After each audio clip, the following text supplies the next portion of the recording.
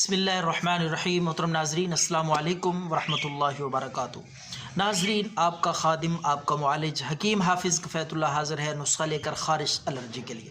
دیکھیں، خارش کا حل صرف خارش کرنا نہیں، خارش کا ہر حل صرف کھجلاتے رہنا نہیں، بلکہ اس کا علاج وہ بھی آپ کی خدمت میں بالکل آسان، اور چند دنوں میں خارش کا مکمل خاتمہ انتہائی آسانی کے ساتھ۔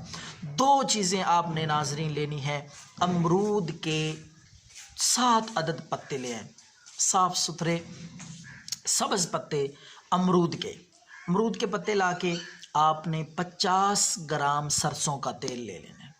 50 گرام سرسوں کے تیل میں یہ پتے ڈال لیں، اور ایک چٹکی آپ ہلدی اس میں ڈال کے، یہ تینوں چیزیں 50 گرام تیل، امرود کے پتے 7 عدد، اور تھوڑی سی ایک چٹکی برابر ہلدی، ان تینوں چیزوں کو آگ پہ رکھ دیں، ہلکی آنچ پہ۔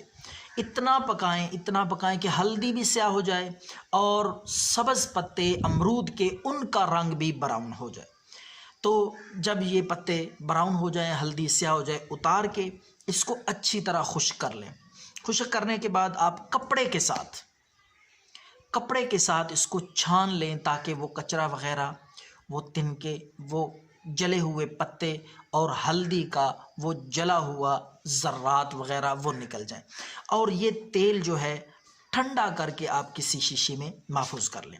اب میں آپ کو بتاتا ہوں کہ اس کا طریقہ استعمال۔ یہ خارش، الرجی، پھوڑے پھنسیوں کے لیے اور کھجلی کے لیے انتہائی قیمتی نسخہ ہے۔ تو ناظرین، آپ نے رات کے وقت آپ 1 عدد کافور کی ٹکیا لیں۔ یہ دوسری چیز یہ ضرور آپ نے ایڈ کرنی ہے اسی تیل میں۔ پہلے تیل تیار کریں، جب تیل تیار ہو جائے، 1 کافور کی ٹکیا چھوٹی سی، اس کو باریک ہاتھ کے ساتھ بھی وہ ہو جائے گی، بالکل نرم اور بالکل وہ سخت نہیں ہوتی، باریک کر کے آٹے کی طرح وہ اس تیل میں آپ مکس کر لیں۔ اچھی طرح شیشی کو ہلائیں تاکہ وہ یکجان ہو جائے، وہ اس میں مکس ہو جائے، حل ہو جائے کافور کی ٹکیا۔ یہ آپ کا خارش کا نسخہ تیار ہے، انتہائی مجرب اور سریع الاثر، بڑی تیزی کے ساتھ اثر کرنے والا۔ یہ رات کے وقت آپ جہاں بھی خارش ہے، الرجی ہے، کھجلی ہے، پھوڑے پھنسی ہیں، تھوڑا تھوڑا یہ لگائیں، اور صبح اٹھ کے نہا لیں۔